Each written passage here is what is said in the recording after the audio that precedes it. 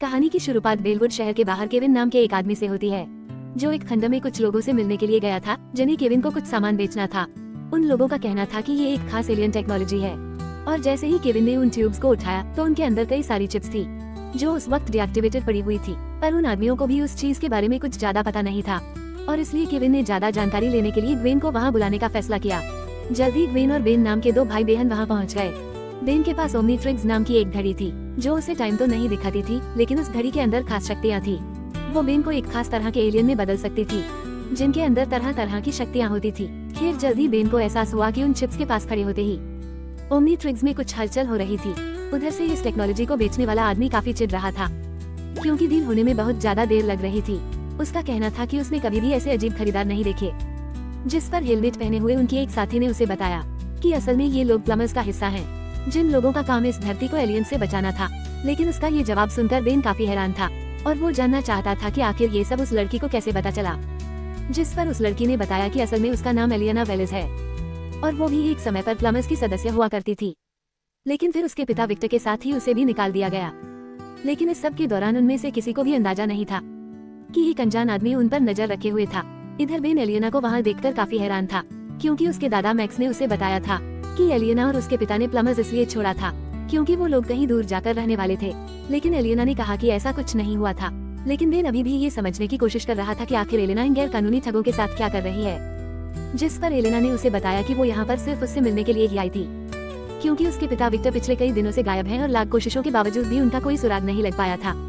पर तभी दूर खड़े उस आदमी ने चिप्स को कंट्रोल करना शुरू कर दिया, जिसके बाद वो चिप्स उन ट्यूब्स को तोड़ते हुए बाहर निकले और उन्होंने वहाँ मौजूद सभी लोगों पर हमला शुरू कर दिया। अपने साथियों को बचाने के लिए बेन ने ओमनीट्रिक्स का इस्तेमाल करने की कोशिश की, पर चिप्स की वजह से वो चले ही नहीं रही थी। जिसके बाद उन सभी चिप्स को खत्म करने की जिम्मेदारी केविन और ग्वेन की थी। उन चिप्स को बेचने वाले लोगों को कुछ भी समझ नहीं आ रहा था, इसलिए वो तुरंत वहाँ से भागने लगे। लेकिन तब तक तो उन चिप्स ने पूरी बिल्डिंग को ही तोड़ना शुरू कर दिया, जिसके चलते वो लोग बड़ी मुश्किल से वहाँ से निकल पाए। उधर जब बेन ने गौर से एक चिप को देखा तो वो समझ गया कि ये जरूर कोई रिमोट कंट्रोल हथियार है, जो एक खतरनाक कीड़े की तरह हमला करते थे। और तभी बेन की नजर पास में खड़े उस आदमी पर पड़ी, और कहीं न कहीं उसे यकीन था कि यही आदमी उन चिप्स को कंट्रोल कर रहा है। इसलिए उसने इस आदमी को रोकने का फैसला किया।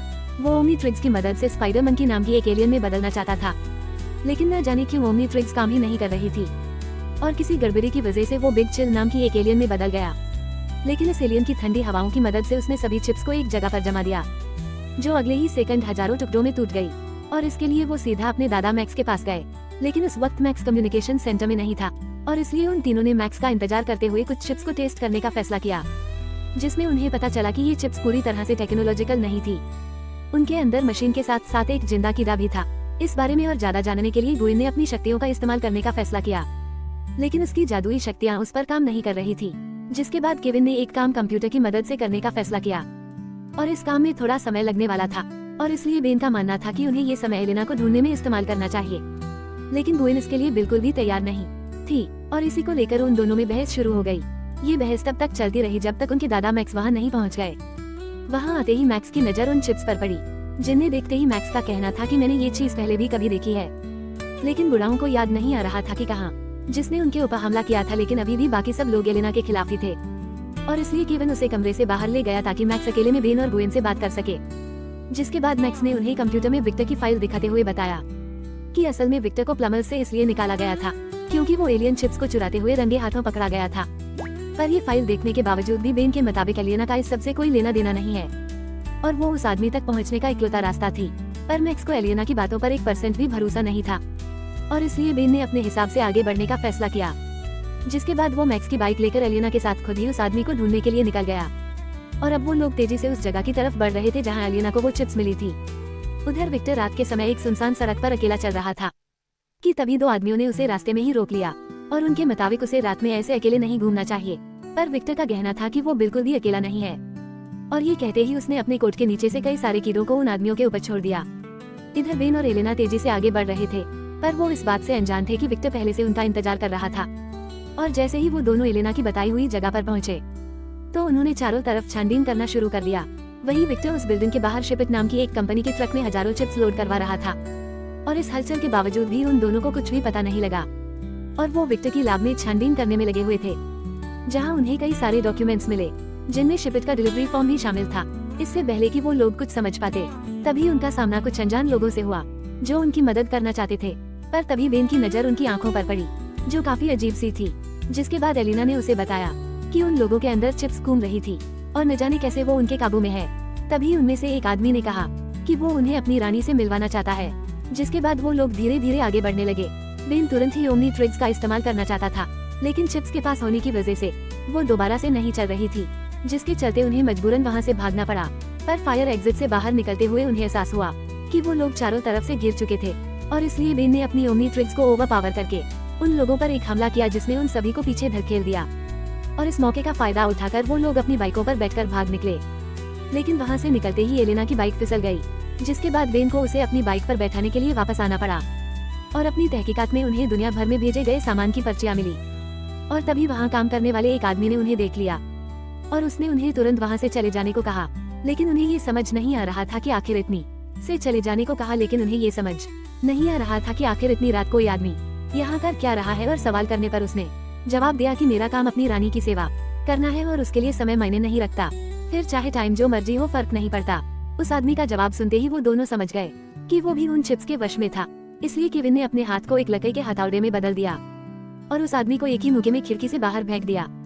जिसके बाद वो दोनों उन सारी पर्चियों को लेकर वापस अपनी गाड़ी में बैठ गए। और तभी उन दोनों की नजर दोबारा उस कर्मचारी पर पड़ी जो अपने हाथों से कुछ अजीब कर रहा था और इसलिए उसने अपनी गाड़ी का टर्बो मोड चालू कर दिया। लेकिन इससे भी कोई फायदा नहीं हुआ और वो बॉल्स अभी भी उनका पीछा ही कर रही थी। इसलिए केविन उन्हें एक खाली मैदान में ले गया जहां उसने उन बॉल्स को अपनी गाड़ी से कुचलने की कोशिश भी की, लेकिन इस कोशिश में उसकी गाड़ी ही पलट गई। जब वो लोग अपनी गाड़ी से बाहर निकले तो वो चिप्स अभी भी उनके ऊपर थी और अब उन्होंने साथ जुड़कर एक बहुत बड़ी बॉल का रूप ले लिया। अब केविन ने उनका सामना करने के लिए खुद को लोहे का बना लिया। पर तभी अचानक से बेन वहाँ ह्यूमंगासौर नाम की एक एलियन का रूप लेकर पहुँच गया। जिसके बाद बेन ने उस बॉल को एक ही मौके में तबाह कर दिया। पर तभी उन चिप्स ने अपना रूप बदल कर उस पर लेजर से हमला करना शुरू कर दिया। लेकिन ह्यूमंगासौर की मोटी चमड़ी की वजह से बेन को कुछ खास फर्क नहीं पड़ रहा था। पर बेन के बार बार हमला करने के बावजूद भी वो चिप्स बार बार अलग रूप बनाकर लेने आ जाती थी और इसलिए बेन ने मौका देखकर उन पर केविन की कार से हमला किया, जिसने उन सभी चिप्स को एक ही बारी में तबाह कर दिया। इस मुसीबत को खत्म करने के बाद बेन अपने नॉर्मल रूप में आ गया। जिसके बाद उन सभी ने लैब में एक नए सैंपल की जांच करने का फैसला किया। जिसके बाद वो लोग एलेना को लेकर सीधा अपने दादा मैक्स के पास पहुंचे, जो उस वक्त दुनिया भर में फैले उन हाईटेक कीड़ों की खबर देख रहा था। उन सब की पूरी बात सुनने के बाद मैक्स ने उन नए सैंपल की जांच की, जहां उसे पता चला कि ये चिप्स असल में स्पेस से आए हैं। अपनी जांच खत्म करने के बाद मैक्स ने उन सभी चिप्स को वापस डिब्बे में डाल दिया, लेकिन अनजाने में उनसे एक चिप बाहर ही छूट गई। इसके बाद वो सभी लोग इस समस्या से बाहर निकलने का रास्ता ढूंढने लगे। तभी बेन को उनकी रानी का ख्याल आया, जिसके बाद उसका कहना था कि उन्हें सिर्फ इन चिप्स की रानी को खत्म करना है। बाकी लोग रानी की मर्जी के बिना काम नहीं कर पाएंगे। लेकिन इस सब के दौरान किसी की भी नजर वहाँ घूम रही चिप पर नहीं पड़ी। साथ ही रानी को ढूंढना कोई इतना आसान काम तो था नहीं और इसीलिए वो सभी लोग कंप्यूटर्स पर बैठकर इस बारे में और जानकारी इकट्ठा करने में लग गए। लेकिन फिर मौका देखकर वो आजाद चिप चुपचाप मैक्स के हाथ पर चढ़ गई। जिसके कुछ देर बाद जब बेन अपने दादा मैक्स से कुछ सवाल पूछने के लिए गया तो मैक्स ने उसके ऊपर हमला करने की कोशिश की, जिसे देखकर बेन तुरंत ही समझ गया कि मैक्स अब उन चिप्स की रानी के वश में था। और जब बाकी लोगों को बेन के चलाने की आवाज सुनाई दी तो केविन ने तुरंत ही पीछे से जाकर मैक्स को बेहोश कर दिया। लेकिन इसके बाद वो लोग आपस में बात करने लग गए, जिसका फायदा उठाकर मैक्स ने स्मोक मशीन चालू कर दी, जिसके धुएं से वहाँ ऐसा माहौल हो गया कि कुछ भी देख पाना बहुत मुश्किल था। और ऐसे हालातों में मैक्स वहाँ से निकलने में कामयाब हो गया। मैक्स के जाने के बाद उनमें से किसी को भी समझ नहीं आ रहा था कि आखिर वो आगे कैसे बढ़ सकते हैं। लेकिन बेन ने खुद को शांत रखते हुए उन सभी को मिशन पर ध्यान देने को कहा। जिसके बाद वो सभी लोग कंप्यूटर की मदद से रानी का पता ढूंढने में लग गए और उन चिप्स से निकलने वाली एनर्जी की जांच करते हुए उन्हें पता चला कि बहुत सारे चिप्स एक जगह पर मौजूद थे और उन सब ने हिसाब लगाया कि शायद यहीं पर रानी मिलेगी। दुइन ने उन सबको बताया कि उसी जगह पर शिपिट कंपनी का डिस्ट्रीब्यूशन सेंटर भी है और ये बात सुनते ही अब बेन को यकीन हो गया था कि रानी वहीं पर छुपकर बैठी है। लेकिन इस जगह तक पहुंचने के लिए उन्हें गाड़ी की जरूरत थी और केविन की गाड़ी तो पहले ही तबाह हो चुकी थी। इसलिए केविन ने बेन का बर्थडे गिफ्ट उसे कुछ दिन पहले ही देने का फैसला किया। जिसके बाद उसने बेन को एक खास गाड़ी तोहफे में दी जिसे वो पिछले कई महीनों से बना रहा था।